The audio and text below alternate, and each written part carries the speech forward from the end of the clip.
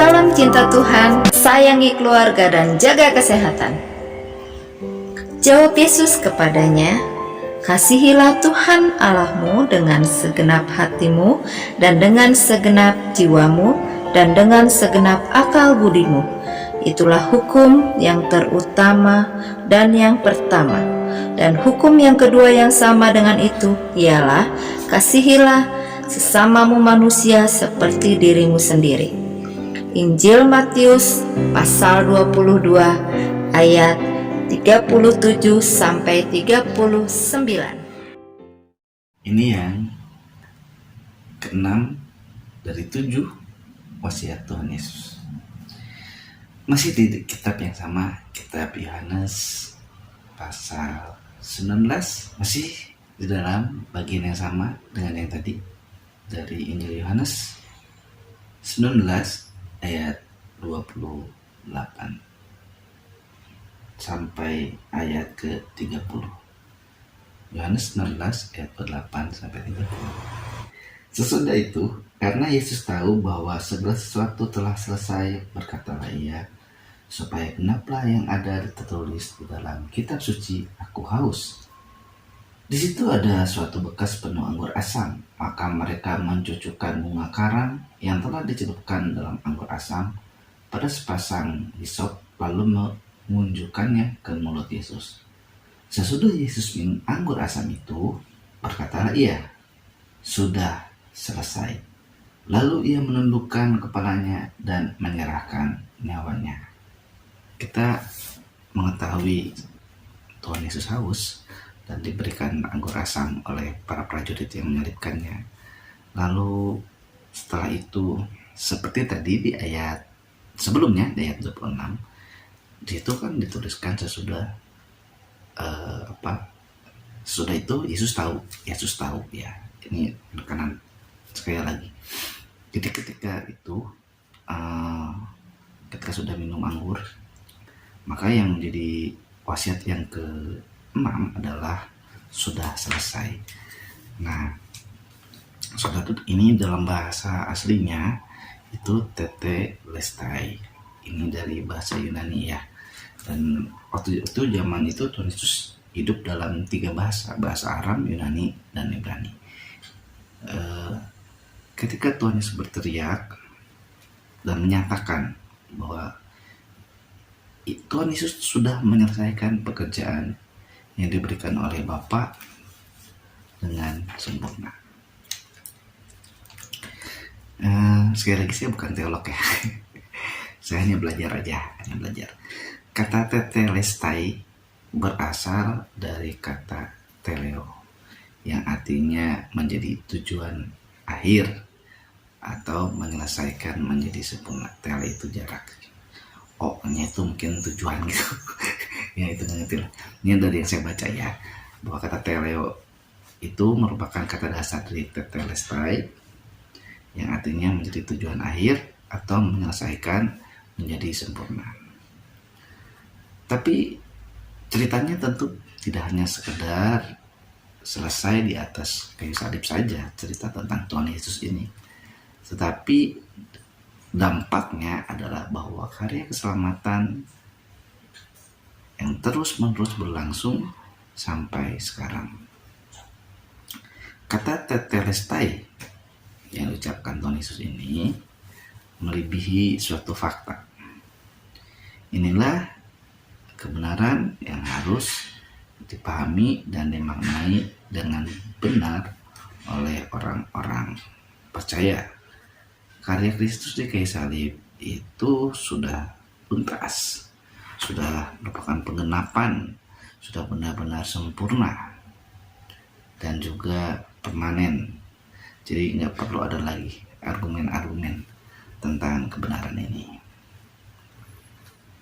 Saudara, Dia sudah menyelesaikan semuanya. Menyelesaikan apa ya? Hutang. Mungkin dari Anda yang bilang, saya nggak berhutang kok, saya nggak punya hutang gitu. Tapi ada juga yang bilang, nggak mungkin nggak ada yang berhutang. Berhutang budi, berhutang nyawa, berhutang uang. Itulah pokoknya. Tapi jangan bahas hutang lah ya, gak enak.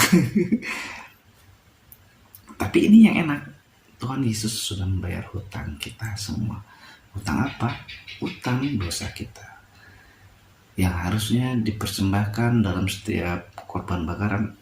Kalau Tuhan Yesus tidak mengenapi sebagai korban saat itu, di zaman perjanjian baru itu, mungkin sampai sekarang kalau orang yang mau percaya sama Tuhan, yang kepada Tuhan Yesus ya, maksud saya, kita akan mengikuti seperti yang ada di zaman perjanjian lama, selalu memberikan korban bakaran misalnya, selalu memberikan korban apa, ukupan dan segala macam.